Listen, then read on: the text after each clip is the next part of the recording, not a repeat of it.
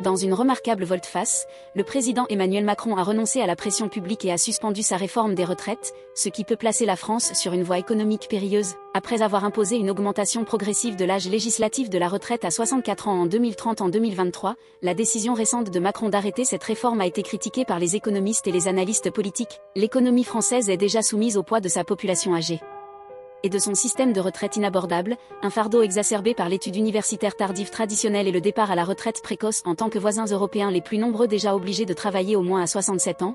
La réforme initiale de Macron était un pas vers la résolution de ces problèmes. Cependant, pour éviter une crise budgétaire et des élections parlementaires imminentes qui auraient pu renforcer le droit, Macron s'est incliné devant les demandes du groupe socialiste de l'Assemblée nationale pour maintenir l'âge législatif à 62 ans et 9 mois. Cette concession, fêtée par certains, est vue par beaucoup comme une victoire vide pour le peuple français, qui a sacrifié la stabilité financière à long terme à des gains politiques à court terme. En suivant ces événements, il est important de réfléchir sur la sagesse de l'immobilisme destructeur contre la destruction créative. Pour plus d'analyses détaillées et des informations en direct, n'oubliez pas de nous abonner et de participer à la conversation dans les commentaires ci-dessous. Ensemble, naviguons dans les complexités du monde moderne.